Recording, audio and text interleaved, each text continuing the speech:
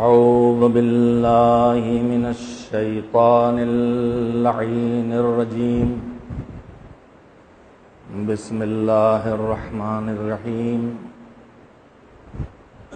الحمد لله رب العالمين والعاقبة للمتقين والجنة للمؤمنين والنار للملحدين. والصلاة والسلام على سيد الأنبياء والمرسلين سيدنا ونبينا وشفيعنا أبي القاسم محمد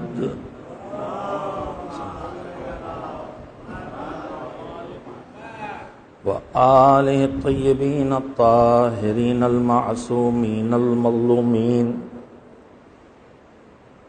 واللعنة الدائمة الباقية على أعدائهم أجمعين من الآن إلى يوم الدين. أما بعد، فقد روي عن الإمام الصادق جعفر بن محمد عليهما السلام في دعاء له معروف بالدعاء العلقمة: بسم الله الرحمن الرحيم. اللهم أحيني حياة محمد وذريته وأمتني مماتهم واحشرني في زمرتهم وتوفني على ملتهم واحشرني في زمرتهم ولا تفرق بيني وبينهم طرفة عين أبدا في الدنيا والآخرة. صلوات بھیجیں محمد و آل محمد علیہ السلام.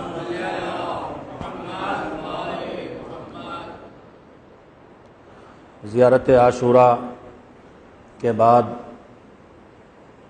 جو دعا پڑھنے کے لیے بتائی ہمارے چھٹے امام حضرت جعفر صادق علیہ السلام نے، اس کے کچھ جملے ہیں، کچھ فقرے ہیں جن کی قرأت کرنے کا شرف روزانہ حاصل کرتا ہوں، جس میں زائر زیارت کر کے مالک سے یہ دعا کرتا ہے کہ پروردگار مجھے زندگی دے. کون سی زندگی؟ اپنے پیغمبر، اپنے حبیب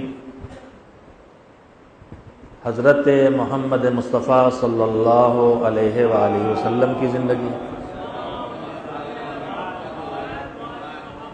اور ان کی ذریت اور ان کی آل کی زندگی. جیسے ان کی زندگی ہے ویسے ہی ہمیں زندگی دے، اور صرف ویسی زندگی نہیں چاہیے بلکہ جیسی ان کی موت تھی ویسی موت بھی مجھے عطا کر.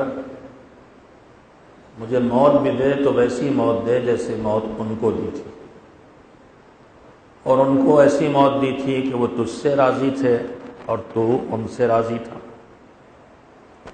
انہیں زندگی بھی ایسی دی تھی کہ جس کے لیے تو نے یہ بتایا ہے کہ ان کا کوئی عمل تو کبھی تیری مرضی کے خلاف ہو، اس کا تو کوئی امکان ہی نہیں، بلکہ تو نے ان کے لیے اعلان کیا ہے کہ وہ اگر کچھ کہتے بھی ہیں، ان کی زبان سے کوئی لفظ بھی نکلتا ہے تو وہ لفظ بھی بغیر تیرے طرف سے حکم آئے اور وحی کے آئے وہ بولتے بھی نہیں ہیں. تو نے گارنٹی دی ہے وما ينطق عن الهوى ان هو الا وحی یوحی. اپنے نبی کے لیے اور کلنا محمد کے اصول پر سب کی ضمانت، یہ الہی ضمانت ہے کہ وہ اپنی طرف سے کچھ نہیں کہتے، جو کچھ کہتے ہیں وہی کہتے ہیں جس بات کے کہنے کی اللہ کی طرف سے وحی آتی ہے۔ اور صرف اتنا نہیں ہے، ان کی زندگی ایسی زندگی ہے کہ جس زندگی کے لیے تو نے یہ بھی بتایا ہے کہ وہ کچھ کرتے نہیں ہیں تیری مرضی کے خلاف، کچھ کہتے نہیں ہیں تیری مرضی کے خلاف، بلکہ تو نے محمد و آل محمد علیہ السلام کی زندگی کی ضمانت اس طرح سے لی ہے کہ تو اعلان کرتا ہے وما تشاءون الا یشاء اللہ، وہ تو کچھ چاہتے بھی نہیں ہیں، بس وہی چاہتے ہیں جو مالک چاہتا ہے۔ تو جن کے کردار کی ضمانت اس طرح سے اللہ لے رہا ہے، پیغمبر گرامی اور ان کے اہل بیت علیہ السلام، کہ وہ کچھ کرتے نہیں ہیں اللہ کی مرضی کے خلاف، کچھ بولتے نہیں ہیں اللہ کی مرضی کے خلاف، اور نہ صرف اتنا بلکہ کچھ چاہتے بھی نہیں ہیں، ان کے دل میں چاہت بھی آتی ہے تو اسی چیز کی چاہت آتی ہے جو اللہ کی مرضی کے مطابق ہوتا ہے۔ اور جب وہ وہی چاہتے ہیں کہ جو اللہ کی مرضی کے مطابق ہوتا ہے تو پھر ان کی چاہت الہی فیصلوں سے بدلتی چلی جاتی ہے۔ اگر وہ اشارہ کر دیتے ہیں تو مٹی کی دیوار سونے کی ہو جاتی ہے، اگر ان کے بچے کہہ دیتے ہیں، فرمائش کر دیتے ہیں اور ان کی ماں وعدہ کر لیتی ہے تو پھر رضوان جنت سے درزی بن کے لباس لے کے آ جاتے ہیں، اس لیے کہ ان کی مرضی رضائے پروردگار ہے۔ ایک صلوات بھیجیں محمد و آل محمد۔ تو ان کی جیسی زندگی بھی دے، ان کی جیسی موت بھی دے۔ وَتَوَفَّنِي عَلَى مِلَّتِهِمْ، اور جب دنیا سے اٹھا تو اپنی ذمہ داریوں کو پورا کر کے میں اٹھوں اور ان کے مذہب پر اٹھوں، ان کے مسلک پر اٹھوں، ان کی ملت پر اٹھوں، ان کے دین پر اٹھوں، ان کے طریقے پر اٹھوں، اپنے ایجاد کردہ مذہب پہ عمل کرتا ہوا نہیں، رسم و رواج والے مذہب پہ عمل کرتا ہوا نہیں، سنے سنائے مذہب پہ عمل کرتا ہوا نہیں، اٹھوں تو وہ کرتا ہوا اٹھوں کہ جو انہوں نے ہمیں سکھایا ہے اور جو انہوں نے ہمیں بتایا ہے۔ اور اے مالک، جب اس دنیا سے چلا گیا، زندگی ان کی جیسی، موت ان کی جیسی، اور وفات کے وقت ان کی ملت، ان کے مذہب پر، ان کی ہدایات پر، ان کی سیرت پر، ان کی سنت پر چلا گیا، مگر ابھی بھی میرے کام باقی ہے۔ وَاحْشُرْنِي فِي زُمْرَتِهِمْ، جب قیامت کے لیے قبروں سے سب کو نکال کے تو محشور کرے اور میدان حشر میں لے کے آئے تو میں مانتا تو آدم سے لے کے خاتم تک سب کو ہوں، مگر مجھے اٹھا تو محمد و آل محمد علیہ السلام کے گروہ میں شامل کر کے اٹھا۔ اور مالک یہ سب تب ہو سکے گا جب میری اس دعا کے تو سن لے، اور وہ دعا کیا ہے؟ وَلَا تُفَرِّقْ بَيْنِي وَبَيْنَهُمْ طَرْفَةَ عَيْنٍ أَبَدًا، میری زندگی میں اتنی دیر کے لیے بھی کہ جتنی دیر میں پلک جھپکتی ہے، اتنی سی مدت کے لیے بھی میری زندگی میں اور ان کی زندگی میں فاصلہ نہ ہونے دے۔ یہ وہ دعا ہے جس سے میں عنوان کلام کے طور پر روزانہ آپ حضرات کی خدمت میں پیش کرتا ہوں، اور آپ سب کی خدمت میں روز عرض کیا ہے کہ موضوع گفتگو ان 10 مجالس کا یہ ہے کہ کربلا کیا چاہتی ہے۔ ہم نے فرش ازاں بچھایا ہے، ہم مجلس میں بیٹھے ہیں، ہم کربلا کو یاد کر رہے ہیں، تو یہ کربلا پھر ہم سے کیا چاہتی ہے؟ میں نے پہلے دن سے آپ کی خدمت میں بار بار یہ بات دہرائی ہے کہ مصیبتیں بہت گزری ہیں، مصائب بہت ٹوٹے ہیں، شہید بہت سے گزرے ہیں، مگر جیسی مصیبت اور جیسی شہادت سید الشہداء کی ہے ایسی کہیں اور نہیں۔ جب ہمارے دوسرے امام حضرت حسن مجتبی علیہ السلام زہر کھا کے خون اگل رہے تھے، جس میں کلیجے کے ٹکڑے گر رہے تھے، اور اس وقت چھوٹے بھائی نے بے چین ہو کے کہا تھا کہ بھیا آپ کے ساتھ یہ سلوک کس نے کیا ہے اور یہ ستم آپ پر کس نے کیا ہے اور یہ ظلم آپ پہ کس نے کیا ہے، یعنی کس نے آپ کو زہر دیا ہے؟ تو امام نے جواب میں فرمایا تھا کہ جس نے بھی کیا ہے وہ سامنے آ جائے گا۔ لیکن اس کے بعد امام نے دوسرے امام نے تیسرے امام سے کہا کہ بھیا یہ مصیبت ہے، بڑی مصیبت ہے، بار بار مجھے زہر دیا گیا ہے، اتنا شدید زہر دیا گیا ہے کہ میرے کلیجے کے ٹکڑے ہو گئے ہیں۔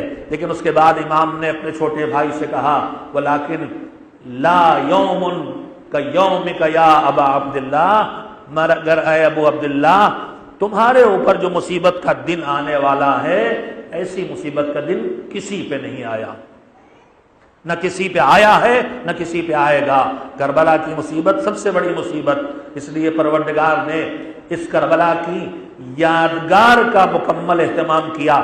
میں نے آپ کی خدمت میں ربط ذہن کے لیے اور آپ کے ذہن مربوط ہو جائیں گفتگو سے، اس لیے پچھلی باتوں کو تھوڑا تھوڑا سے آپ کے سامنے پیش دوہرا دیتا ہوں۔ میں نے آپ کی خدمت میں عرض کیا تھا کہ عام طور پر اللہ نے انسانی فطرت ایسی بنائی ہے کہ غم سے متاثر ہوتا ہے اور شدید متاثر ہوتا ہے، مصیبت سے متاثر ہوتا ہے، اور اتنا کہ زندگی چھوڑ بیٹھتا ہے، گھر میں موت ہو جائے، بچہ مر جائے، ماں کا سایہ سر سے اٹھ جائے، چھوٹا بھائی چلا جائے، بڑا بھائی چلا جائے، عزیز دوست چلا جائے تو آدمی کا کھانا پانی تک چھوٹ جاتا ہے، ہنسنا مسکرانا تو دور کی بات ہے، داڑے مار مار کے روتا ہے، مگر یہی ہنستا مسکراتا دکھائی دیتا ہے، یہی کھانا کھاتا دکھائی دیتا ہے، یہی خوشیوں میں شامل ہوتا اور خوشیاں کرتا دکھائی دیتا ہے۔ اللہ نے فطرت کو اس طرح سے بنایا ہے کہ تھوڑے دنوں میں انسان اپنے غم کو اور اپنی مصیبت کو بھول جاتا ہے۔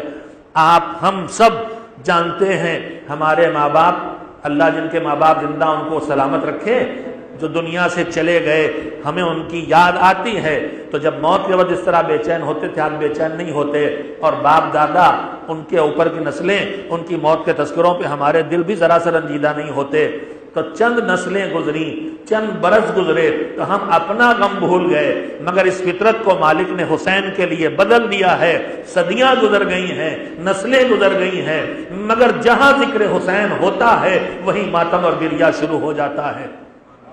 ابھی یہیں پر مجلس کا اختتام تھا، بزرگ خطیب مولانا مرزا محمد اشفاق صاحب قبلہ اللہ ان کو طول عمر اور صحت عنایت فرمائے، ابھی مصائب پڑھ رہے تھے، گریے کی آوازیں بلند تھیں۔ یہ واقعہ کل کا نہیں تھا، یہ پرسوں کا نہیں تھا، یہ صدیوں پہلے کا تھا۔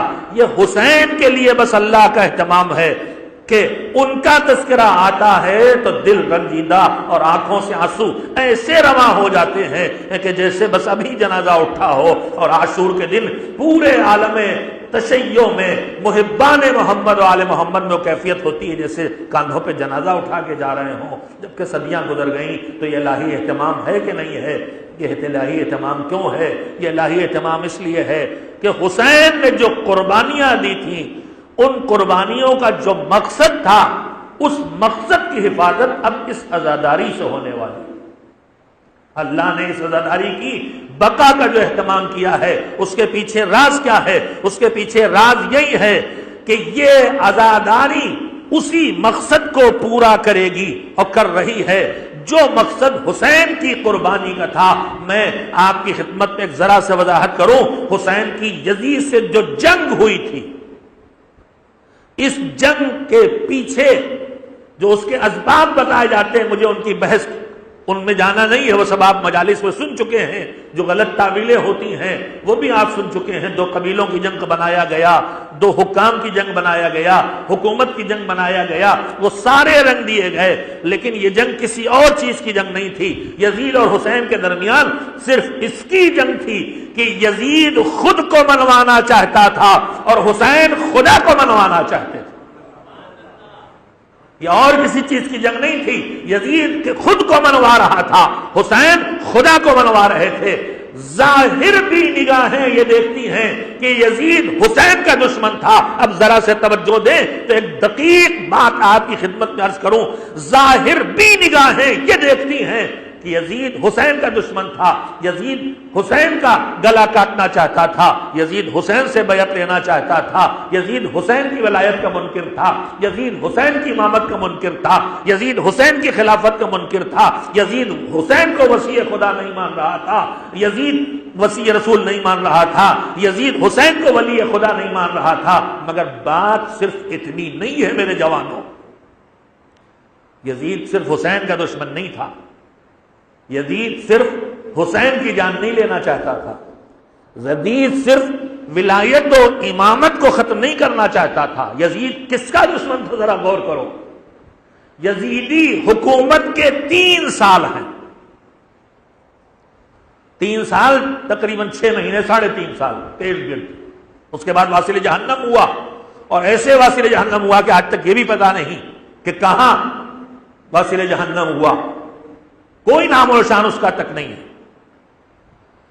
ان 3 برسوں کی تاریخ کیا ہے؟ سن 60 ہجری کے رجب میں اس کا باپ دنیا سے گیا، بظاہر 22 رجب یا 20 رجب 21 رجب، فوراً مطالبہ بیعت کیا، اور امام نے بیعت کا انکار کیا اور 28 رجب کو مدینہ چھوڑا، مکے تشریف لے گئے، مکے سے ذی الحجہ کی 8 تاریخ کو مکہ بھی چھوڑنا پڑا، اور اس کے بعد 2 محرم کو امام کربلا آ گئے، اور 10 محرم کو امام شہید ہو گئے، میں اپنے کنبے کے اور اپنے ساتھیوں کے۔ تو سن 61 ہجری یزیدی حکومت کا، اس سے پہلے چند مہینے گزرے ہیں، یزیدی حکومت کا پہلا سال، سن 61 ہجری میں یزید نے حسین کو شہید کیا۔ اب جو دوسرا سال آیا تو مجالس میں آپ سنتے رہتے ہیں، اور جو تاریخ پڑھتے ہیں وہ خود بھی پڑھ چکے ہیں کہ یزیدی حکومت کے دوسرے سال کا یزید کا کارنامہ یہ ہے کہ اس نے مدینے پہ حملہ کروایا، اور اس کے بعد مدینہ تاراج کیا گیا، لوٹا گیا، مسجد النبی میں گھوڑے بندھے، سب آپ کو معلوم ہے۔ 3 دن کے لیے جو مذہب اور دین کو جاننے اور ماننے والے نہیں تھے، انہوں نے مذہبی لفظ استعمال کیے کہ 3 دن کے لیے مسلمان جو مدینے میں آباد ہیں، جو اصحاب نبی ہیں، جو حفاظ ہیں، جو عبادت گزار ہیں، سب ان میں شامل ہیں، یہ سارے کے سارے مسلمان ہیں، وہاں کوئی غیر مسلم نہیں ہے اور کوئی دشمن اسلام نہیں ہے، مگر 3 دن کے لیے ان کا جان، ان کی مال اور ان کی آبرو لشکر یزید پہ مباح کر دی گئی۔ آج IS کے نام سے، طالبان کے نام سے جتنے ظلم سامنے آ رہے ہیں، سب وہی ہیں جو لشکر یزید نے مدینے میں انجام دیے تھے۔ یہ وہی لشکر یزید ہے، یہ لشکر یزید ہے، یہ نہروان کے خوارج سے بھی آگے ہیں، یہ بالکل لشکر یزید ہے۔ وہی ظلم کا ان کا مزاج بھی ہے، ظلم کے مزاج کی وہی کیفیتیں ہیں جو اس وقت کے اس دور کے ظالموں کی کیفیتیں تھیں۔ 3 دن تک مدینے کی خواتین سب کے سب مسلمان، ان کا مال، ان کی جان حلال قرار دیا گیا، مدینہ تاراج ہوا۔ یہ یزیدی حکومت کے دوسرے سال کا کارنامہ۔ پہلے سال حسین شہید کیے گئے اور پیغمبر کا گھر لوٹا، دوسرے سال پیغمبر کا مدینہ اور پیغمبر کا شہر لوٹا۔ مدینہ پیغمبر کا شہر ہے، مدینے کا نام مدینہ ہے ہی اسی لیے، مدینے کا اصل نام تھا یثرب، مگر جب حضور وہاں تشریف لے آئے تو وہ مدینۃ الرسول کہلایا جانے لگا۔ عربی میں مدینہ شہر کو کہتے ہیں، دنیا کا ہر شہر مدینہ ہے، مگر یہ پیغمبر کے شہر کہلا بنا اس طرح سے کہ مدینہ الرسول بھی کہنے کی ضرورت نہیں رہ گئی، لفظ مدینہ کہتے ہی پیغمبر کا نام آتا ہے، دماغ میں خیال آتا ہے۔ تو پہلا سال حسین پہ حملہ، گویا امامت پہ حملہ، دوسرا سال مدینے پہ حملہ، مدینہ مرکز نبی، نبوت پہ حملہ، اور پھر حکومت کا تیسرے سال مصرف ابن عقبہ کے ذریعے خانہ کعبہ پہ حملہ ہوا، مکے پہ حملہ ہوا، عبداللہ ابن زبیر نے پناہ لی، اور نتیجہ ہوا کہ خانہ کعبہ پر اس وقت کی توپیں چلی، اور خانہ کعبہ کا پردہ جلا، اور خانہ کعبہ کی دیواریں ٹوٹی۔ 3 سال آپ میری طرف توجہ رکھیں تاکہ نتیجے تک ذہن پہنچ سکے۔ 3 سال یزیدی حکومت کے، میں نے ابھی عرض کیا تھا کہ حسین اور یزید کی جنگ حکومت کی جنگ نہیں تھی، قبیلے کی جنگ نہیں تھی، خاندان کی جنگ نہیں تھی، دشمنی نکالنے کی جنگ نہیں تھی، یہ سب چیزیں شامل تھی یزید کی نیت میں، لیکن اصل میں یزید کی جنگ حسین سے کاہے کی تھی؟ جو ایک جملے میں بات کہی ہے اس کی تشریح کر رہا ہوں۔ یزید کی حسین سے جو جنگ تھی، حسین نے جو یزید سے جہاد کیا، وہ جنگ اس کی تھی کہ یزید خود کو منوا رہا تھا اور حسین خدا کو منوا رہے تھے۔ اسی کی تشریح کر رہا ہوں۔ یزید حسین کا صرف دشمن نہیں ہے۔ پہلے سال کربلا میں حسین کو شہید کیا، امامت پہ حملہ کیا، دوسرے سال مدینے پہ حملہ کیا، نبی کے شہر پہ حملہ کیا، نبوت پہ حملہ کیا، تیسرے سال مکے پہ حملہ کیا جو مرکز توحید ہے، جہاں خانہ کعبہ ہے۔ تو اب مجھے کہنے دیجئے کہ یزید کے حکومت کے ان 3 برسوں میں 3 کرتوت ہیں۔ پہلا کرتوت یہ ہے کہ امامت پہ حملہ کیا، دوسرا کرتوت یہ ہے کہ نبوت پہ حملہ کیا، تیسرا کرتوت یہ ہے کہ مرکز توحید پہ حملہ کیا، بیت اللہ پہ حملہ کیا۔ یعنی یزید حسین کا دشمن نہیں ہے، صرف یزید نبی کا دشمن بھی ہے، یزید خدا کا دشمن بھی ہے، یزید خالی امامت کا دشمن نہیں ہے، یزید نبوت کا دشمن بھی ہے، یزید رسالت کا دشمن بھی ہے۔ مگر یزید اور یزیدیت یہ جانتے ہیں کہ جب تک حسین ہے، جب تک امامت ہے، نہ نبوت پہ حملہ ہو سکتا ہے، نہ توحید پہ حملہ ہو سکتا ہے۔ لہذا امامت کو مٹاؤ تاکہ توحید مٹ سکے، تاکہ نبوت مٹ سکے۔ پروردگار عالم نے انتظام کر دیا، تم حسین کو مٹاؤ گے مگر ذکر حسین نہیں مٹ سکے گا۔ عزاداری کی مخالفت کی وجہ سمجھ میں آئی؟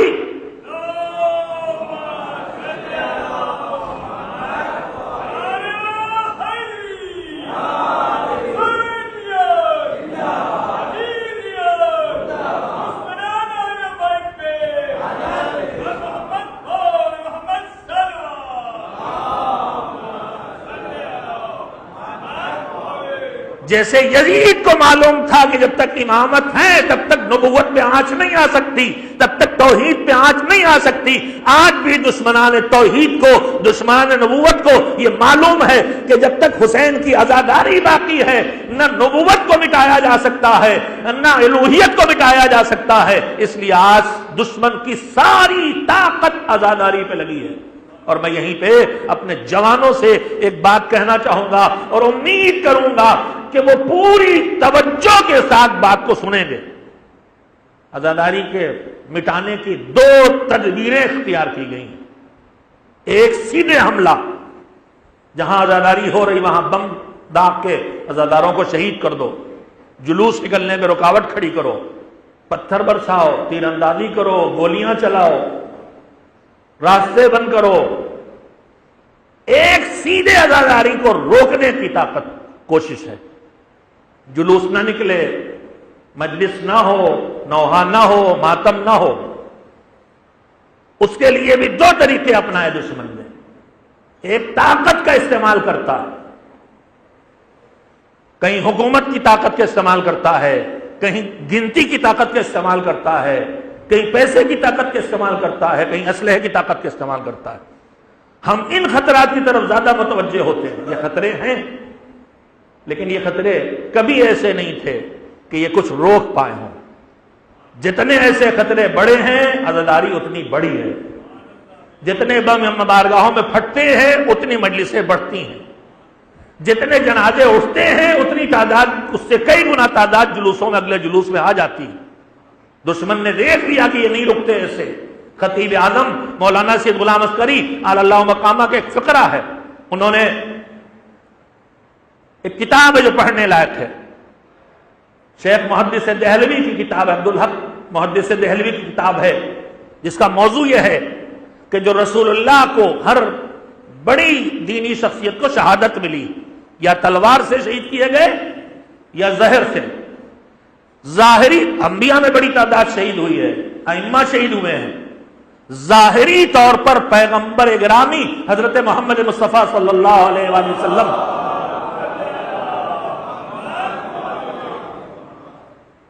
کی وفات ہوئی ہے، انہیں جنگ میں تلوار سے شہید نہیں کیا گیا، اور ظاہری طور پر انہیں زہر نہیں دیا کہ البتہ بعض روایات یہ کہتی ہیں کہ جنگ خیبر میں جو زن زہودیہ نے جو کھانا کھلانے کے عنوان سے زہر ملا کے بھیجا تھا اور ایک لقمہ لے کے پیغمبر نے اسے اگل تھوک دیا تھا، وہ اتنی دیر میں جو زہر کا اثر پہنچا اس سے وہ بیماری آئی پیغمبر میں اور پھر پیغمبر دنیا سے رخصت ہوئے. لیکن ظاہری طور پر سیدھے زہر جیسے اور ائمہ شہید ہوئے. امام حسن زہر دیا گیا، کلیجے کے ٹکڑے منہ سے وہ گل دیے. باقی ائمہ بھی شہید ہوئے. کسی کا جسم نیلا ہو گیا، کسی کا جسم ہرا ہو گیا، کسی کا جسم پیلا ہو گیا. مولا علی کی شہادت میں دونوں چیزیں شامل ہوئیں. اور یہ شرف تنہا علی کا ہے کہ شہادت کے دو ذریعے ہوتے ہیں، ایک تلوار اور ایک زہر. دشمن کو اتنا ڈر تھا علی سے کہ جب شہید کیا ہے تو تلوار کو زہر میں بجھا کے شہید کیا ہے. شہادت کے دونوں ذریعے علی کو نصیب ہوئے. یہ شرف بھی علی کا ہے، جو اکلوتے شرف ان میں سے ایک شرف یہ بھی ہے. تو پیغمبر کو بظاہر شہادت نہیں ملی. شہادت کے دو راستے ہوتے ہیں، ایک اسلحے سے شہید ہونا، تلوار، تیر، خنجر، گولی، بندوق، اور ایک زہر سے شہید ہونا. پیغمبر کو شہادت دونوں طرح سے نہیں ملی. شیخ محدث دہلوی نے کتاب لکھی سر الشہادتین، دو شہادتوں کا راز. دو شہادتیں کون؟ حسنین کی شہادت علیہ السلام. ایک صلوات دے دے محمد.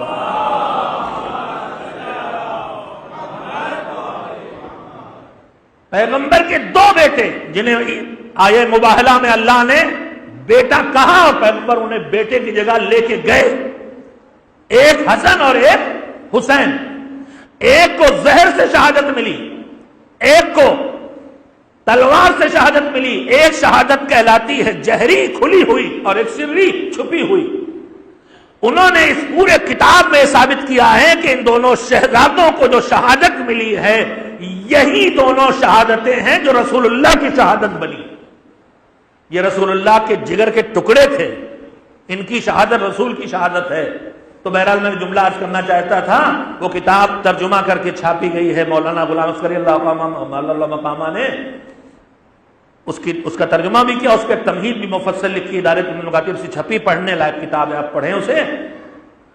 اس کے مقدمے میں انہوں نے ایک جملہ ایک جگہ لکھا ہے. جملہ اس لیے تمہید، اب مجھ بات یاد آ گئی ہے اور اچھی بات اس کی آپ کے سامنے دوہرا رہا ہوں.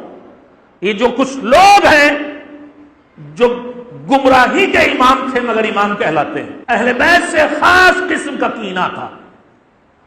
انہوں نے اور نہ جانے کتنے لوگوں نے عزائے حسین منانے کے خلاف آواز اٹھائی اور نئی نئی دلیلیں دی. انہی دلیلوں میں دلیل یہ لکھی ہے، بات سر ممبر یاد آ گئی، جوانوں کے لیے دوہرا رہا ہوں. وہ دلیل لکھی ہے کہ ذکر حسین حرام ہے. دلیل سنیے، اور دلیل دشمن سے اللہ کیا کیا حق پہچانوا دیتا ہے کہ ذکر حسین معاذ اللہ حرام ہے، اس لیے کہ ذکر حسین سے بغض صحابہ پیدا ہوتا ہے. تو پھر دوہرا ہوں جملہ، آپ دلیل مہیا فرمائیں کہ ذکر حسین حرام ہے اس لیے کہ ذکر حسین سے بغض صحابہ پیدا ہوتا ہے. یہ بتائیے اگر ہمارے بابا کو باپ کو کسی نے زہر دے کے شہید کر دیا ہو تو مجھے کس سے نفرت ہوگی، کس کا بغض میرے دل میں پیدا ہوگا، کس کا کینہ میرے دل میں پیدا ہوگا؟ اسی کا تو جو میرے بابا کو زہر دیا ہو جس نے، اور اس کا جو اس سازش میں شریک رہا ہو. اس سے بھی نفرت ہوگی جس نے زہر دیا، اس سے بھی نفرت ہوگی جو ہمارے بابا کو قتل کرنے کی سازش میں شامل رہا ہو یا سبب بنا ہو، اکسایا ہو، چاہے براہ راست قتل نہ کیا ہو. تو ذکر حسین سے بغض صحابہ پیدا ہوتا ہے کہ نہیں، یہ خود ایک ایسی بات ہے جو قابل قبول نہیں ہے. لیکن میرے عزیزوں، میں پوچھنا یہ چاہتا ہوں کہ تم جو کہہ رہے ہو ذکر حسین سے بغض صحابہ پیدا ہوتا ہے، تو کیوں تمہیں ایسا لگا کہ ذکر حسین سے بغض صحابہ پیدا ہوتا ہے؟ بغض تو اسی سے پیدا ہوتا ہے جو قاتل ہو یا قتل کی سازش میں شامل ہو.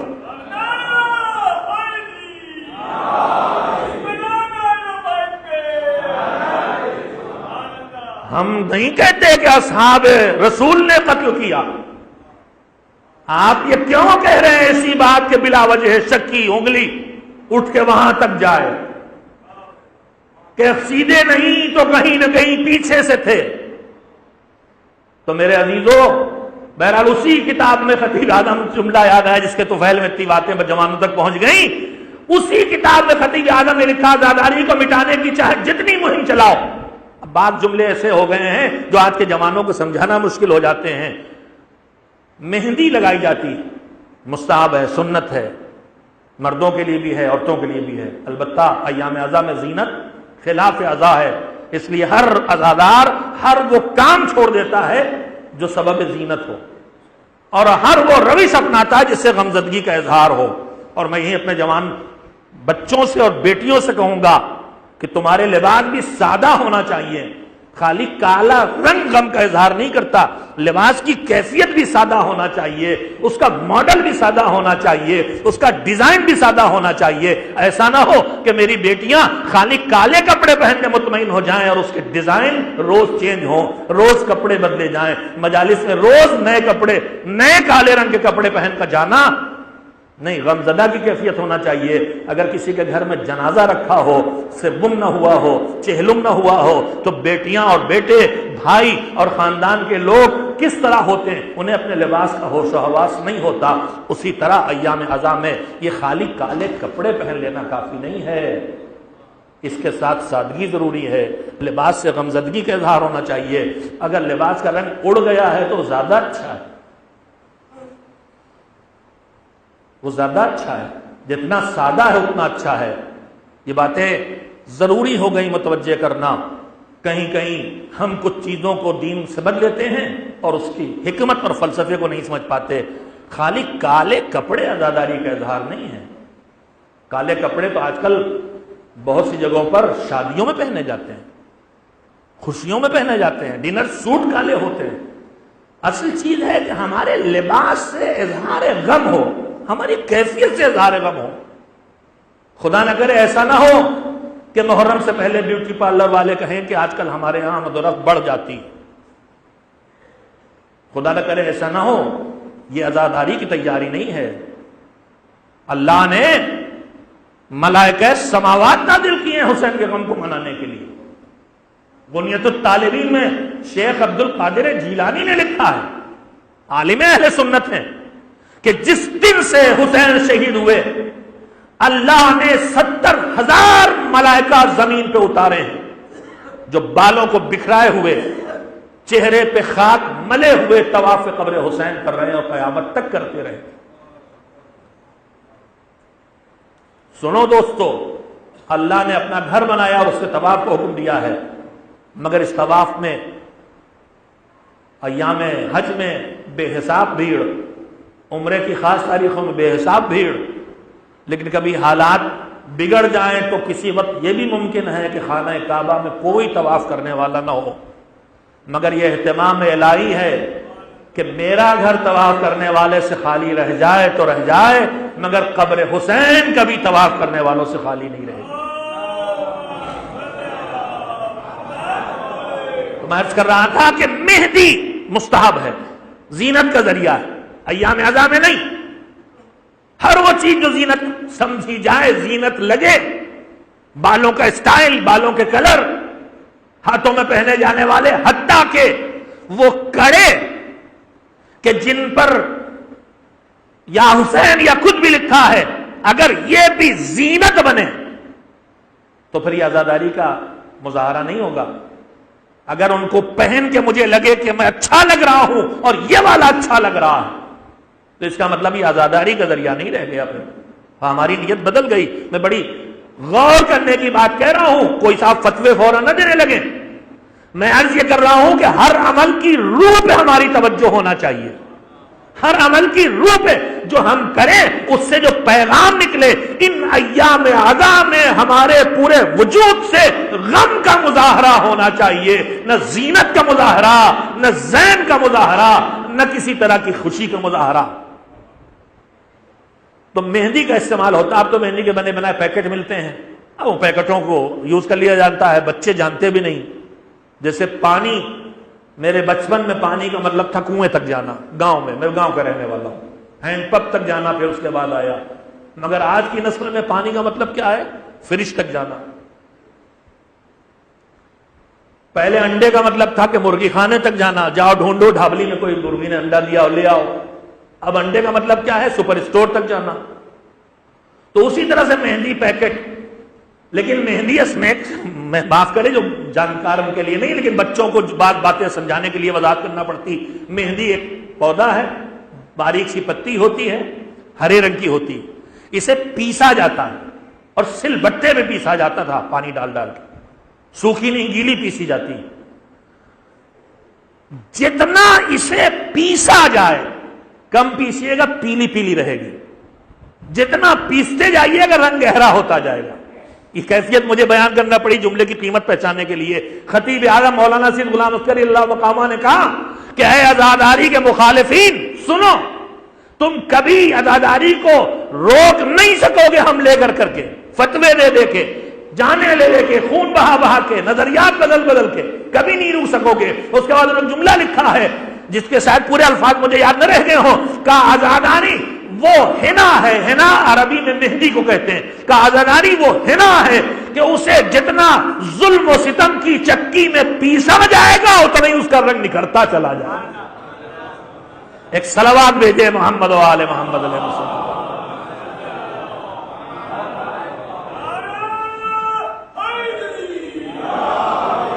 یہ عزاداری توحید کی محافظ ہے، یہ عزاداری نبوت کی محافظ ہے، یہ عزاداری رسالت کی محافظ ہے، یہ عزاداری امامت کی محافظ ہے، یہ عزاداری نماز کی محافظ ہے، یہ عزاداری روزے کی محافظ ہے۔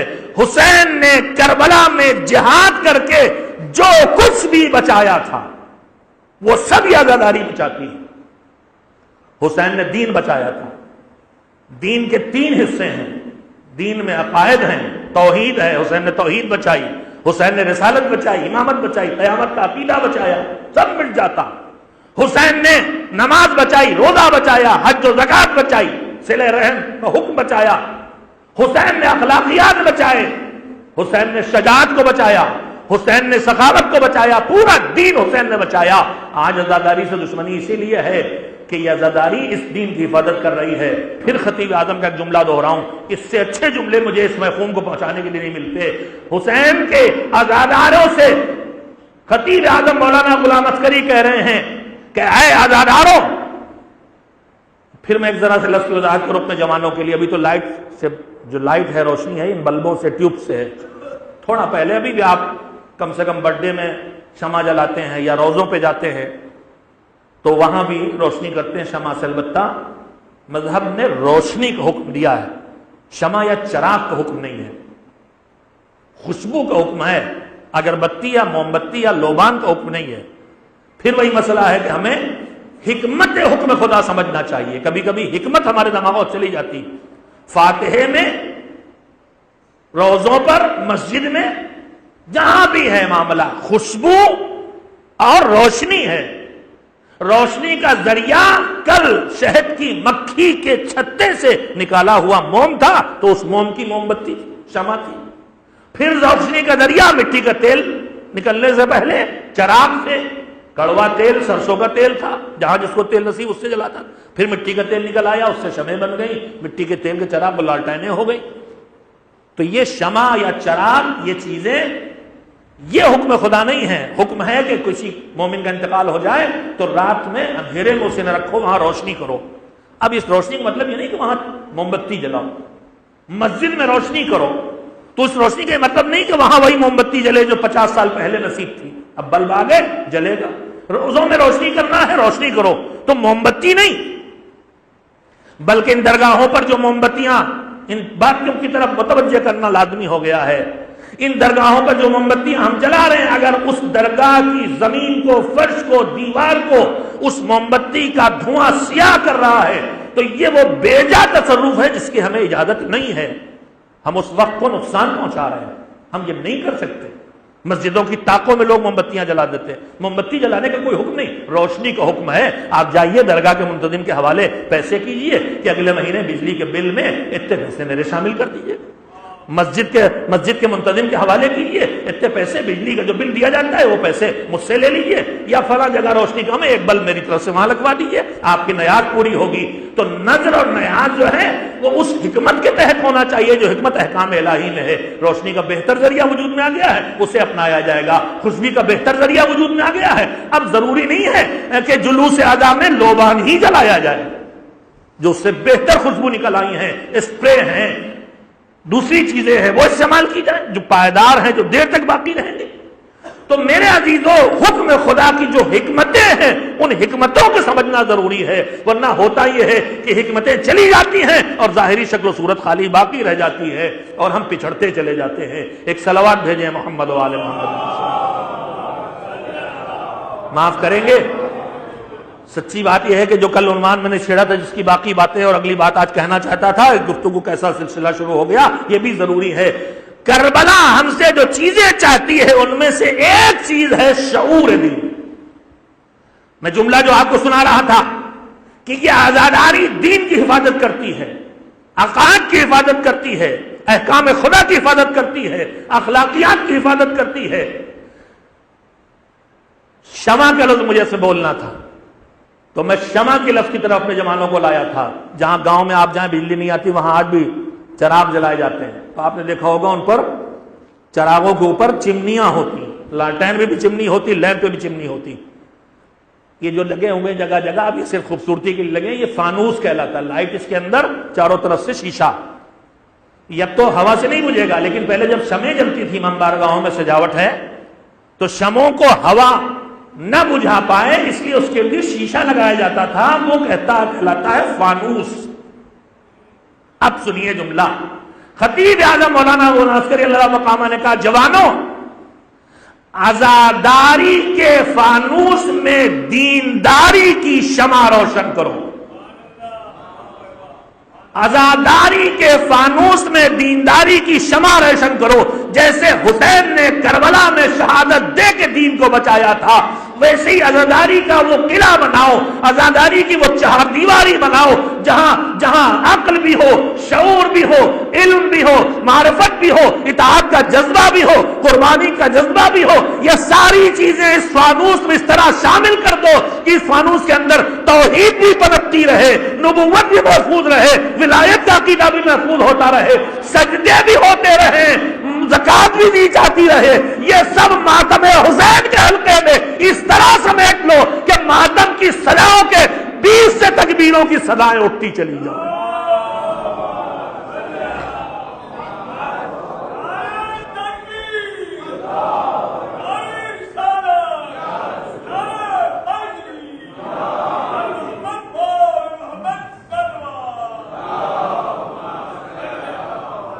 جب دشمن ناکام ہوتا ہے تو تدبیریں بدلتا ہے، طریقے بدلتا ہے، انداز بدلتا ہے، مار کے، خون بہا کے، قتل کر کے، جسموں کے ٹکڑے ٹکڑے کر کے جب نہیں جیتا تو رخ بدلا۔ اور سب سے پرانا دشمن ہمارا شیطان ہے۔ سورہ یاسین میں وہ اپنے چیلوں سے، اپنے شاگردوں سے، اور کبھی کبھی اس کے شاگرد اس کے استاد بن جاتے ہیں، کہیں کہیں ایسے شاگرد پال لیتا ہے کہ بعد میں ان کو اپنا استاد ماننے لگتا ہے۔ وہ سب آپ سنتے رہتے ہیں۔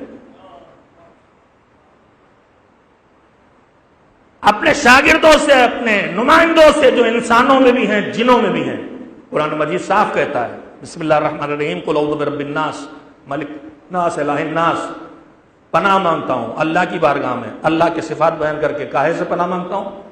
من شر الوسواس الخناس، وسوسہ پیدا کرنے والے، شبہات پیدا کرنے والے، بھڑکانے اور اکسانے والوں سے۔ کون؟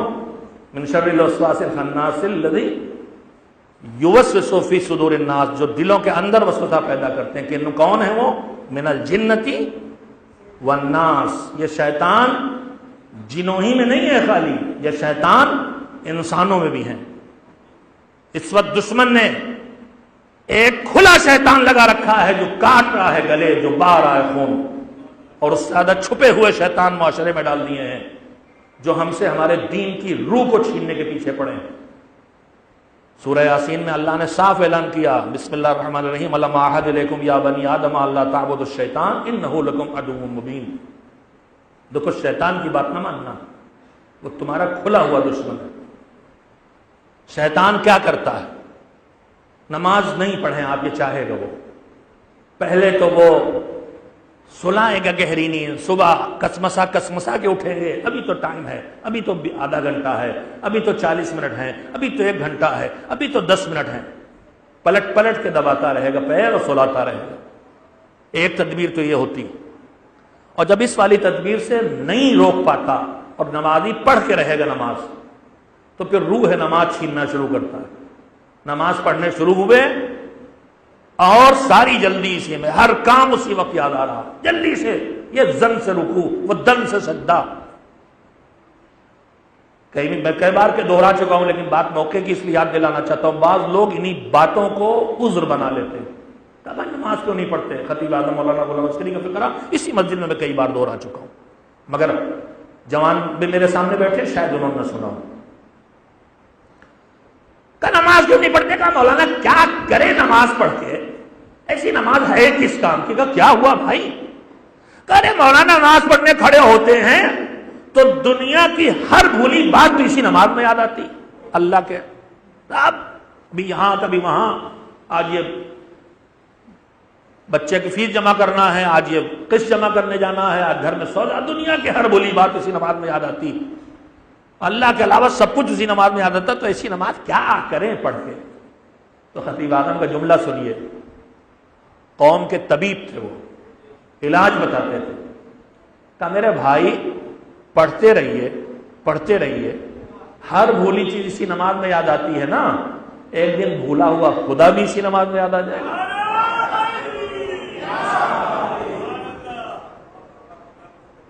میں نے یہ بات بھی یہیں سے کہی، پھر دوہرا رہا ہوں کہ مولا کائنات امیر المومنین حضرت علی بن ابی طالب علیہ السلام نے ہم کو سکھایا،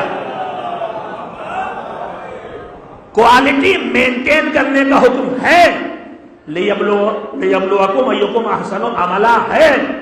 اللہ کہہ رہا ہے کہ ہم نے موت و حیات کو اس لیے خلق کیا تاکہ تمہیں دنیا میں صاحب اختیار بنا کے پیدا کریں، اور پھر دیکھیں کہ تم میں سب سے زیادہ اچھا عمل کرنے والا کون ہے۔ کوالٹی، مذہب میں کوانٹٹی نہیں، کوالٹی کی ویلو ہے۔ مگر ایک جملہ یہاں پر عرض کرتا ہوں کہ کوالٹی کی ویلو کا مطلب یہ نہیں ہے کہ کوانٹٹی کی کوئی قیمت نہیں ہے، جب کوانٹٹی آتی ہے تبھی کوالٹی آتی ہے۔ کوئی اچھے شعر پیدائشی فوراً نہیں کہے گا، جب ہزاروں شعر مرزا غالب کہتے ہیں تو سینکڑوں شعر معیاری بنتے ہیں، جب ہزاروں مجلسیں کوئی خطیب پڑھتا ہے تب وہ خطیب اکبر اور خطیب اعظم کہلاتا ہے۔ تو کوالٹی کوانٹٹی سے آتی ہے، یاد رکھنا، لیکن مذہب میں اصل قیمت کوالٹی کی ہے، کوانٹٹی کی نہیں ہے۔ مگر کوالٹی آئے گی جب کوانٹٹی سے آئے گی، کثرت کار سے آدمی کام سیکھتا ہے۔ پہلی تصویر کبھی اچھی نہیں بنے گی، بناؤ گے تو ایک دن اچھے آرٹسٹ بنو گے، تو پہلی نماز کبھی نہیں ہوگی، پڑھتے رہو گے، ایک دن وہ نماز ہو جائے گی جو اللہ کو پسند آ جائے گی۔ لہذا یہ عذر نہیں کرنا چاہیے کہ کوالٹی نہیں اس لیے نہیں کریں گے۔ داڑھی نہ موڑیے، میرے صاحب مولانا داڑھی کے رکھنے کے لائق ہو جائیں، کیوں؟ کہ صاحب کاروبار ہے، کچھ تھوڑا بہت پالیٹکس میں ہے، کہیں جھوٹ بولنا ہے، کہیں وعدہ خلافی کرنا ہے، کہیں کچھ کرنا، کہیں کچھ کرنا، پہلے اس لائق تو ہو جائے۔ نہیں، اس لائق ہو جائے کہ داڑھی رکھے نہیں۔ خطیب اعظم کے استاد تھے علامہ عادل اختر، وہ جملہ کہتے تھے کہ اس لائق ہو جائیں گے تو داڑھی رکھیں گے نہیں، داڑھی رکھ لیجئے تاکہ اس لائق ہو جائیے۔ آپ داڑھی رکھیں گے تو خود بخود حیا آنے لگے گی کہ یار اب کل تک جو ہو رہا تھا اب نہیں ہو پائے گا، کچھ تو اس کی لاج رکھنا ہے۔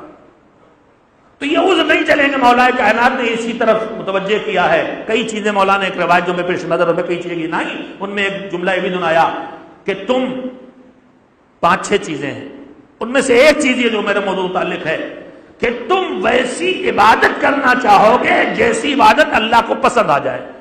ایسی نماز پڑھ لیں، ایسا روزہ رکھ لیں، ایسی تلاوت کریں، ایسی دعا پڑھیں، ایسی توبہ کریں، ایسی مجلس ہو، ایسا گریہ ہو، ایسا ماتم کریں کہ تم وہ عبادت کرنا چاہو گے جو اللہ کو پسند آ جائے، مگر نہیں کر پاؤ گے۔ مگر جیسی کر سکتے ہو ویسی کرتے رہو، جیسی کرنا چاہتے ہو ایک دن ویسی کر ڈالو گے۔ تو چھوڑیے نہیں، لگے رہیے، کرتے رہیے، مجلس پہ مجلس کرتے رہیے، نماز پہ نماز پڑھتے رہیے، خیرات پہ خیرات کرتے رہیے، جھگڑوں کو مٹاتے رہیے، رشتوں کو جوڑتے رہیے، وہ بھی ہو جائے گا جو اللہ کو پسند آ جائے گا۔ ایک صلوات مل جل کے بھیجیں محمد و آل محمد۔ تو دشمن پہلے تو سیدھے عمل سے روکتا ہے، نماز ہی نہ پڑھے، روزہ ہی نہ رکھے، زکات ہی نہ نکالے، ماں باپ کا احترام ہی نہ کرے، خدمت ہی نہ کرے، پہلے تو اسی سیدھے روکتا ہے، اور جب اس سے نہیں روک پاتا تو اب روح چھیننا کھڑے ہو جاتا ہے۔ نماز پڑھو، روزہ رکھو، زکات دو، خیرات کرو، سب مگر ایسا کہ کسی کام کا نہ ہو۔ ریاکاری آ گئی، نام کی فکر آ گئی، دکھاوا آ گیا۔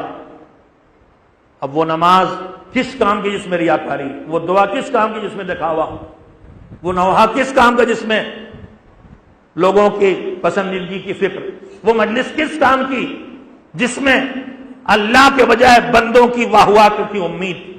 یہ اور بات ہے کہ اس کا پکا وعدہ ہے کہ لوگوں کو خوش کرنے کے چکر میں ہمیں ناراض کرو گے تو لوگ بھی تم سے خوش نہیں ہوں گے، لیکن اگر ہمیں خوش رکھو گے تو اللہ لوگوں کو بھی تم سے ناراض نہیں ہونے دے گا، یہ اس کا وعدہ ہے۔ لہذا کوالٹی چھینتا ہے، روح چھینتا ہے، وہ کوشش کر رہا ہے کہ ہم کو اس کو پتا ہے ان میں سے ہم سب کو بے نمازی نہیں بنا سکتے، لہذا ان کی نماز کی روح چھین لو، ان میں سے ہر ایک سے ہم دعا نہیں چھوڑا سکتے، لہذا ان کی دعا کی روح چھین لو، ان میں سے کسی سے ہم مجلس ماتم عزاداری نہیں چھین سکتے، لہذا روح عزاداری چھین لو۔ مجلس سے پہلے بھی قہقہے لگاتے رہے، مجلس کے بعد بھی قہقہے لگاتے رہے، مجلس سے پہلے بھی غیبتیں کریں، مجلس کے بعد بھی غیبتیں کریں، رات بھر جاگ کے ماتم کریں، صبح نماز قضا کر دیں، ان سے روح مجلس چھین لو۔ کربلا ایثار سکھا رہی ہے، ان کو ایثار بھول جائیں، انہیں خیال نہ ہو کہ ہمیں مجلس میں آنا ہے تو کسی کو کوئی تکلیف ہم سے نہیں ہونا چاہیے، ہمیں جلوس میں جانا ہے تو کسی کو کوئی اذیت ہم سے نہیں ہونا چاہیے۔ میرے عزیزو، بڑی قابل غور باتیں، بہت سنبھل کے آپ سے کہہ رہا ہوں۔ عزاداری کربلا کی یاد ہے، کربلا ہم کو کیا کیا سکھاتی ہے، کربلا ہم کو ایثار سکھاتی ہے۔ خود کو کچلو، دوسروں کو حق دو، خود کو دباؤ، خود دوسروں کو ابھرنے کا موقع دو، صبر کرو، برداشت کرو، شکوہ نہ کرو، مصیبتوں پر بھی شکر کرو، دوسرے کمزور کا خیال رکھو، پیاس لگے پانی چلو میں لے کے پھینک دو کہ گھر میں بچے پیاسے ہیں، میرا بھیا میرا آقا پیاسا ہے،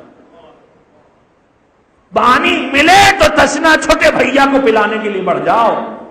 یہ کربلا ایثار سکھاتی ہے، یہ کربلا بہادری سکھاتی ہے۔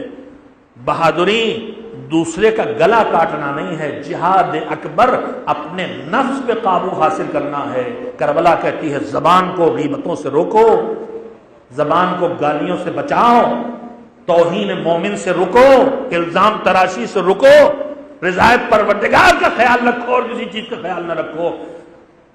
کربلا کا جو سردار ہے اس نے کہا تھا رضا اللہ رضانا اہل البیت، ہم اہل بیت کو پہچانو، جو اللہ کی خوشی ہے وہی ہماری خوشی ہے۔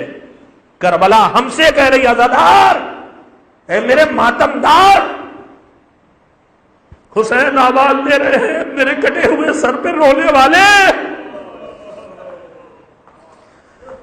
زینب کہہ رہی ہے میرے سر سے چادر چھن جانے پہ بے چین ہو جانے والی میری کنیزوں، خدا کے لیے جاگو، ہم نے جس دین کو بچانے کے لیے سب قربان کر دیا ہے اس دین کو بچاؤ، اس کو گھروں میں لاؤ، بے دینی کو گھر سے نکالو، تمہارے سروں پہ چادریں دکھائی دیں، تمہاری پیشانیاں سجدے میں دکھائی دیں۔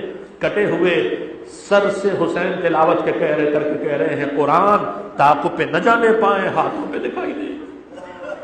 ننھے سے 6 مہینے کے اصغر کو ربا لاشا لیا ہاتھ میں، شاید کہہ رہی ہو میری قوم کی کنیزوں، میں نے اپنے بچے کو قربان کر دیا دین بچانے کے لیے، تو اپنی نسلوں میں دین پہنچاتے رہنا۔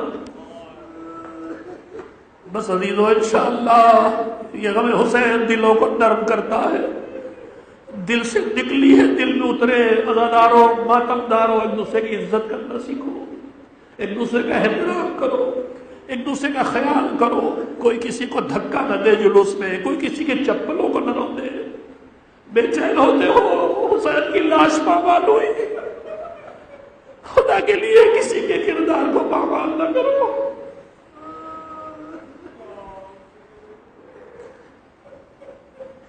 اللہ سب کو قوت دے، توفیق دے، طاقت دے، کربلا والوں کی کچھ جھلکیاں ہمارے اندر آ جائے، کچھ قربانی کا جذبہ، کچھ نفس پہ قابو، کچھ ایثار، کچھ اپنا لٹانے کا شوق۔ بہت کچھ دیا اس کربلا نے ہم کو، ہمیں فکر نہیں رہ جاتی عزاداری میں، نہ جان کی، نہ مال کی، نہ آرام کی، نہ راحت کی، مگر ذرا ضرورت ہے کہ کربلا میں جس راہ میں یہ گیا ہے اسی راہ میں جائے۔ وہ دین کی راہ ہے، وہ جذبات کی راہ نہیں ہے، وہ شعور کی راہ ہے، وہ بصیرت کی راہ ہے، وہ اللہ کی معرفت کی راہ ہے، وہ جذبات میں بے قابو ہو جانے کی راہ نہیں تھی۔ کربلا کا پیغام پوری کربلا دیکھ ڈالیں آپ، بہت موقع آئے ہیں جب جذبات میں انسان بے قابو ہو جائے، بپھر جاتے تھے عباس، یہ ہم خطبہ پڑھتے ہیں، مگر عباس ہمیشہ امام کے مطیع تھے، کسی ایک لمحے بھی امام کی اطاعت سے ایک سرے منہ بھی آگے نہیں بڑھے کبھی۔ بس عزیزو آج گزر گئی 4 محرم، میں نے سوچا تھا کربلا میں، کل میں نے آپ سے جملے کہے تھے، وقت ختم ہو گیا ہے، کل بات کروں گا اگر ممکن ہوا۔ میں نے عرض کیا تھا کہ کربلا میں حسین کھینچ کھینچ کے لائے بھی تھے اور حسین نے آئے ہوں کو ہٹایا بھی تھا۔ کن صفات پہ کھینچ کھینچ کے لائے تھے؟ کھینچ کھینچ کے جن صفات پہ لائے تھے ان میں سے کئی چیزیں، کئی ہنر، کئی خوبیاں، کئی کمال ایک ہی جگہ دکھائی دیتی ہیں، اور وہ جنہیں حسین لے کے آئے تھے ان میں سے ایک حبیب بن مظاہر۔ 5 جملے صرف حسین نے لکھے ہیں حبیب بن مظاہر کو، من الحسین ابن علی ابن ابی طالب الی حبیب بن مظاہر۔ اما بعد، پہلا جملہ لکھا انت تعرف قرابتنا من رسول اللہ، اے حبیب ابن مظاہر تم جانتے ہو کہ ہمیں ہمارے پیغمبر سے کون سی قربت تھی، حبیب سے زیادہ کون جانے گا، حبیب کو تجربہ ہے، وہ ختم ہو گیا ہے۔ مصیبت بھی یہی ہے، میں نے پڑھا، کتاب میں پڑھا، رسول اللہ مدینے میں گزر رہے تھے، بعثت کے 1 سال پہلے جناب حبیب بن مظاہر پیدا ہوئے، یعنی کربلا میں 75 سال کی ان کی عمر ہے، سید الشہداء 57 سال کے ہیں، ان سے 17-18 سال بڑے ہیں۔ حبیب بن مظاہر مدینے میں گئے تھے، کوفے کے رہنے والے تھے لیکن ان کے بابا رسول اللہ کے صحابی تھے۔ رسول اللہ مدینے میں گزر رہے تھے، کچھ بچے کھیل رہے تھے، ایک مرتبہ رسول اللہ رک گئے، بچے جو کھیل رہے تھے ان کے درمیان گئے، ایک بچے کو اٹھایا اور اس کے اٹھا کے اس کو پیار کیا، اس کے سر پہ دست شفقت پھیرا، پھر زمین پہ بیٹھ کے اسے زانوں پہ بٹھایا، اس کی پیشانی کو بوسہ دیا۔ دیکھ لے اور پوچھا رسول اللہ یہ شفقت خاص کر کس بچے کے لیے کیوں؟ کہ میں نے دیکھا کہ میرا لخت جگر حسین کھیل رہا ہے، یہ بچہ اس کے پیچھے پیچھے چل رہا ہے اور حسین کے قدموں کی خاک اٹھا اٹھا کے اپنی آنکھوں میں لگاتا ہے، اپنے چہرے میں ملتا ہے، یہ میرے بچے حسین سے محبت کر رہا ہے اس لیے مجھے اس سے محبت ہے۔ یہی حبیب تھا جو نام کا حبیب ہے اور حسین کا بچپن کا دوست بھی ہے۔ حبیب کو لکھا تم رسول اللہ سے ہماری قرابت کو جانتے ہو، تم سے زیادہ کوئی اور ہمارے اس رشتے کو نہیں جانتا، معرفت نہیں رکھتا، تمہارے اندر غیرت پائی جاتی ہے، حبیب تمہارے اندر بہت خوبیاں، ان میں خوبی غیرت بھی پائی جاتی ہے۔ یہ تیسرا جملہ، فقیہ، فرزند رسول حسین کی طرف سے فقیہ حبیب بن مظاہر کے نام، پہلے جملے میں حبیب کو فقیہ کہا، دین اکل جملوں کی تشریح کروں گا، دین کی سمجھ رکھنے والا۔ دوسرا جملہ کہا تعلم و قرابتنا، ہماری قرابت کا علم ہے تم کو، حبیب کا انتخاب فقاہت 1، علم 2، اس کے بعد تعلم و قرابتنا، تیسرا انت عارف منا بغیر، معرفت حبیب۔ چوتھا جملہ تمہارے اندر غیرت پائی جاتی ہے، حبیب کو منتخب کیا ان کی غیرت کی بنیاد پر۔ اس کے بعد کا جملہ، جب غیرت پائی جاتی ہے تو اپنے نفس کو، اپنی جان کو ہمارے اوپر قربان کرنے میں بخل نہ کرو، یعنی حبیب میں سخاوت پائی جاتی ہے۔ اور اس کے بعد فرمایا کہ تم میرے اوپر جان قربان کرو گے تو میں تم سے وعدہ کرتا ہوں کہ رسول اللہ تمہاری سفارش کریں گے، یعنی حبیب کو حسین کے جملے پر اعتماد ہے، اور قیامت میں حبیب کو آخرت کا اعتماد ہے۔ یہ وہ صفات ہیں جن صفات کا ان کی تشریح کا وقت نہیں رہ گیا، کل موقع مل سکا تو ذرا سے وضاحت کروں گا، وقت ختم ہو گیا ہے۔ میرے عزیزو، حبیب ابن مظاہر حسین کے بچپن کے چاہنے والے، حسین کے دوست، حسین نے انہیں خاص کر کے بلوایا۔ جب حسین کا خط لے کے کوفے پہنچا، رات کا وقت تھا، اندھیرے ہی میں جا سکتے تھے، دل میں دشمنوں کی طرف سے پہرے تھے۔ حبیب اپنی زوجہ کے ساتھ بیٹھ کے دسترخوان پہ بیٹھے تھے، ایک مرتبہ زنجیر در کی آواز آئی، اٹھ کے گئے، واپس آئے، پوچھا کیا ہے؟ زوجہ نے کہا کچھ نہیں، فرزند رسول حسین کا خط آیا ہے۔ کہا کیا ہے؟ کہا بلایا ہے، بلایا ہے۔ کہا پھر کیا سوچا؟ حبیب نے حقیقتوں کو سامنے لانے کے لیے جملہ کہا، کہا دیکھیں گے کہ کیا کرنا ہے۔ زوجہ حبیب بے چین ہو گئی، فرزند رسول بلائے اور تم فیصلہ نہ کرو، کہو کہ فیصلہ کریں گے کہ کیا کرنا ہے۔ حبیب نے کہا نہیں کنیز خدا، میں تو صرف دیکھ رہا تھا کہ تیرا جذبہ کیا ہے، تیرا جذبہ کیا ہے۔ غلام کو سواری حوالے کی، کہ رات کی تاریکی میں فلاں مقام پہ کوفے کے باہر جا کے کھڑا ہو جا اور میرا انتظار کر۔ اتنا دشمنی کا ماحول بگڑا ہوا تھا، ابن زیاد کے جاسوس ہر طرف لگے تھے، چھپتے ہوئے اندھیری گلیوں سے، اندھیرے راستوں سے، انجام راستوں سے حبیب کو اس جگہ تک پہنچنا تھا جہاں غلام گھوڑا لیے کھڑا تھا۔ دیر تھوڑی سی ہو گئی تو پہنچے تو سنا غلام جانور سے کہہ رہا ہے، اے مخلوق خدا بے چین نہ ہو، حسین کی نصرت کے لیے جانے کے لیے بے چین نہ ہو، اگر میرا آقا حبیب نہ آیا تو میں خود تیرے اوپر سوار ہو کے چلوں گا۔ حبیب آئے، سوار ہوئے، حسین تک پہنچے۔